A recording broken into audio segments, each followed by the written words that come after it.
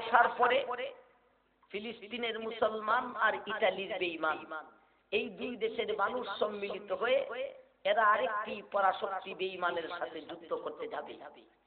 ওই যুদ্ধতে ইতালি এবং ফিলিস্তিনের বিজয়ী লাভ হবে আর বেঈমান পরাশক্তির পরাজয় হবে। ইতালি আর ফিলিস্তিন বিজয়ী করে আসার পথে ইতালির এক ব্যক্তি আর ফিলিস্তিনের এক ব্যক্তি এই দুই ব্যক্তির মধ্যে ঝগড়ায় দেখা দিবে। ঝগড়াটা কি নিয়ে দেখা দিবে? ইতালির ব্যক্তি বলবে আমরা বিজয়ী করেছি বাইবেলের মাধ্যমে, মুসলমান বলবে সাবধান বিজয়ী করেছি কোরআনের মাধ্যমে। এই বলে এই দুইজনের মধ্যে ঝগড়ায় দেখা দিবে। এই ঝগড়াটা এই দুইজনেই সীমিত থাকবে না, বরং দুইটা দেশব্যাপী যুদ্ধ শুরু হবে। ইতালির ব্যক্তির পক্ষ দিবে ইতালির মানুষ, ফিলিস্তিনের ব্যক্তির পক্ষ দিবে ফিলিস্তিনের মানুষ। শুরু হবে দুইটা দেশব্যাপী যুদ্ধ। ওই যুদ্ধটা দুইটা দেশেই সীমিত থাকবে না। ইতালির পক্ষ দিবে বিশ্বের বেঈমান, ফিলিস্তিনের পক্ষ দিবে বিশ্বের মুসলমান। শুরু হয়ে যাবে তুমুল তৃতীয় বিশ্বযুদ্ধ।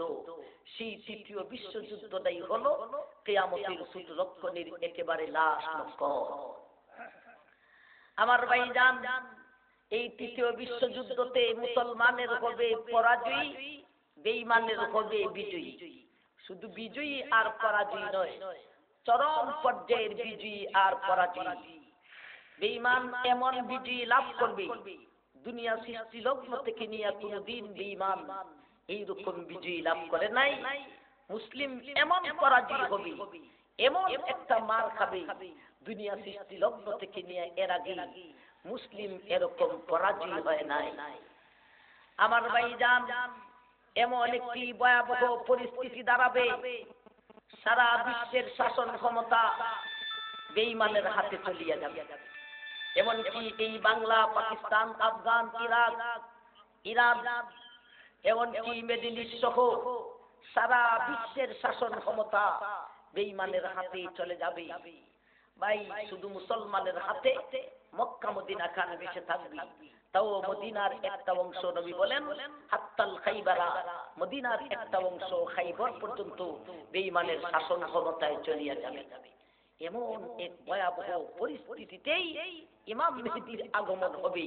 ইমাম মেহেদীর আগমনটাই হলো কিয়ামতের বড় লক্ষণের ফার্স্ট লক্ষণ। ইমাম মেহেদীর আগমনটা এমন ভয়াবহ পরিস্থিতিতে হবে, মুসলমানের এমন ভয়াবহ পরিস্থিতি দুনিয়া সৃষ্টি লগ্ন থেকে নিয়ে এর আগে কোনোদিন হয় নাই।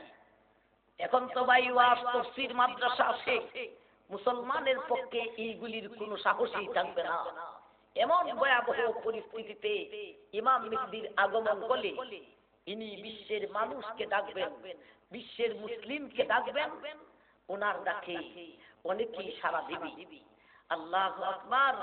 ইনি মুজাহিদ বাহিনী গঠন করে, জিহাদের ট্রেনিং দিয়ে মুজাহিদ বাহিনী গঠন করে ইনি এমন ভয়াবহ পরিস্থিতিতে এক হুজুর মানুষ, এক মোল্লা মানুষ, তার অনুসারীদেরকে নিয়ে সারা বিশ্বের বেঈমান আমেরিকা, ব্রিটেন, চীন, জাপান, রাশিয়া, ভারতের সাথে জিহাদের ডিক্লারেশন দিবে। আমার ভাইজান, কিয়ামতের বড় লক্ষণের পাঁচ লক্ষণ ইমাম মেহেদী। তার বিস্তারিত আলোচনা করতে হলে একদিনের একটা অধিবেশনের প্রয়োজন। তথাপিও দুই একটা কথা শোনার দরকার। আমার ভাইজান, ইমাম মেহেদী সারা বিশ্বের বেঈমানের সাথে মাত্র 4 দিন জিহাদ করবেন। মাত্র কতদিন? মাত্র 4 দিন জিহাদ করবেন। এই 7 দিনের জিহাদটা সংক্ষেপে শুনে নেই। প্রথম দিন একদল মুজাহিদ বাহিনী নিয়ে তিনি মাঠে নামবেন। ওই দিন জিহাদ হবে না। ওই দিনে ওনার সাথে মুজাহিদরা বেঈমানের হুঙ্কার দেখে পলায়ন করবে। আল্লাহ রাসূল বলেছেন, এই সমস্ত পলায়নকারী মুজাহিদের তওবা আল্লাহ জীবনেও কবুল করবেন। আসবে 2 নম্বর দিন। এরপরে যেই মুজাহিদরা ওনার সাথে থাকবে, এর থেকে পুরা অর্ধেককে নিয়ে তিনি মাঠে নামবেন। 2 নম্বর দিনে সকাল থেকে সন্ধ্যা পর্যন্ত সারাদিন জিহাদ করে সন্ধ্যা লগ্নে ইনি ইমাম মেহেদী তার তাবুতে ফিরবেন মাত্র 2-3 জন মুজাহিদ নিয়ে। এই দিনে ওনার সাথে সমস্ত মুজাহিদরা শাহাদত বরণ করে মাঠে লাশ পড়ে রইল। আমার ভাইজান আসবে 3 নম্বর দিন, আর বাকি যেই সমস্ত মুজাহিদরা থাকবে এদেরকে নিয়ে তিনি মাঠে নামবেন 2 নম্বর দিনের ন্যায়। এই দিনও সারাদিন সকাল থেকে সন্ধ্যা পর্যন্ত তিনি জিহাদ করবেন। সন্ধ্যা লগ্নে মাত্র 2-3 জন মুজাহিদ নিয়ে তিনি তাবুতে ফিরবেন। এই দিনে ওনার সাথে যত মুজাহিদ থাকবে সমস্ত মুজাহিদরা শাহাদত বরণ করে মাঠে লাশ পড়ে রইল। সব মুজাহিদ শেষ, 2-3 জন ছাড়া আর কোন ট্রেনিং প্রাপ্ত বীর যোদ্ধা মুজাহিদ ইমাম মেহেদীর হাতে থাকবে না, মাত্র 2-3 জন। অথচ ওনার যুদ্ধ ওনার জিহাদ অব্যাহত থাকবে।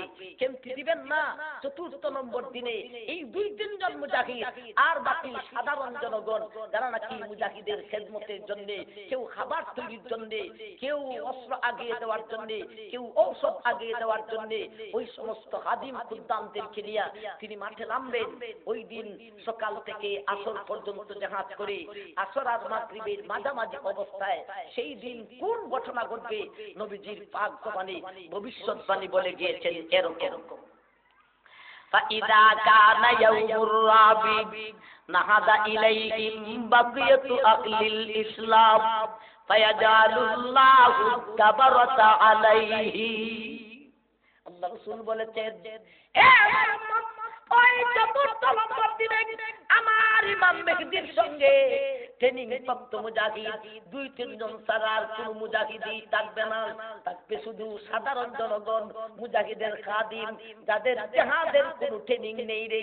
ওই দিন সারাদিন জিহাদ করে আসর আর মাগরিবের মাঝামাঝি অবস্থায় আল্লাহর নবী বলেছেন, ওই দিন আসর আর মাগরিবের মাঝামাঝি অবস্থায় সারা বিশ্বের বিজয়ীর পতাকা আল্লাহ ইমাম মেহেদীর হাতে তুলিয়া দিব। এক মোল্লা বেটা সারা বিশ্ব বিজয় করবেন। সেই দিন আমেরিকায় মুসলমান বাহিনী বিজয়ীর পতাকা উড়াবে, রাশিয়ায় মুসলমান বাহিনী বিজয়ীর পতাকা উড়াবে, ইংল্যান্ডে মুসলমান বাহিনী বিজয়ীর পতাকা উড়াবে, জাপানে মুসলমান বাহিনী বিজয়ীর পতাকা উড়াবে। এক কথায় সারা বিশ্ব জুড়ে মুসলমান বাহিনী বিজয়ীর পতাকা উড়াবে। হুজুর মানুষ মোল্লা বেটা সারা বিশ্ব বিজয় করে ফেলবে। সেই দিন বুঝে আসবে, সেই দিন বুঝে আসবে মৌলবি क्या चीज है, হুজুর যে কি, এদের ভিতরে ঈমানের পাওয়ার যে কি পর্যন্ত, সেই দিন বুঝে আসবে। আমার ভাইজান ইমাম মেহেদীর আগমনটাই হলো কিয়ামতের বড় লক্ষণের 5 লক্ষণ। এ জাতীয় 10টা লক্ষণ হবে, একেবারে লাস্টের লক্ষণ হবে পৃথিবীর দক্ষিণ অঞ্চল থেকে একটা অগ্নিশিখা বের হবে। সেই আগুন পৃথিবীর মানুষকে দৌড়াতে থাকবে, হাঁকাতে থাকবে, 3 দিকে আগুন আক্রমণ করবে। একটা দিক খোলা থাকবে, আগুন থেকে বাঁচার জন্য খোলা দিকে দৌড়বে। যখন রাত্রি হবে মানুষের ঘুমে ধরবে, আগুনও থেমে যাবে। আবার যখন সকাল হবে মানুষের ঘুম ভেঙে যাবে, আবার আগুনে দৌড় তুলাইবে। এমন ভাবে পৃথিবীর সমস্ত মানুষকে আগুন দৌড়াতে দৌড়াতে ফিলিস্তিনে নিয়ে একত্রিত করে আগুনটা নিভে যাবে। মানুষ স্বদেশেও আসবে, ফিলিস্তিনেও থাকবে, আবার স্বদেশেও ফিরত আসবে। সেটাই হবে কিয়ামতের বড় লক্ষণের একেবারে লাস্ট লক্ষণ। আমার ভাইজান এর কিছুদিন পরে মুসলমানের বগলতলায় একটা মৃদু ঠান্ডা বাতাস লাগবে, লাগা মাত্র দর দর করে মুসলমানের মরণ হয়ে যাবে। পৃথিবীর এক প্রান্ত থেকে আরেক প্রান্ত পর্যন্ত একজন মুসলমান থাকবে না। সারা পৃথিবী জুড়ে একটা মানুষ আল্লাহ জপনেওয়ালা থাকবে না, থাকবে শুধু বেঈমান আর বেঈমান। মানুষ এত বড় ধনী হবে দুনিয়া সৃষ্টি লগ্ন থেকে নিয়ে, এর আগে মানুষ এত বড় ধনী হয় নাই। বিজ্ঞান যখন এত উঠতে যাবে দুনিয়া সৃষ্টি লগ্ন থেকে নিয়ে, এর আগে বিজ্ঞান এত উঠতে যায় নাই। ভাই নবীজির হাদিসে আসে এখনের মোবাইল তো কানে লাগাইতে হয়, কথাটা ঠিক না বেঠি? নবীজির হাদিসে আসে তখনের মোবাইল মানুষের জুতার ফিতার ভিতরে ফিট করা থাকবে। নবীজির হাদিসে আসে এরকম জুতার ফিতায় মানুষের সাথে মানুষের ভাষায় কথা বলবি। এখনের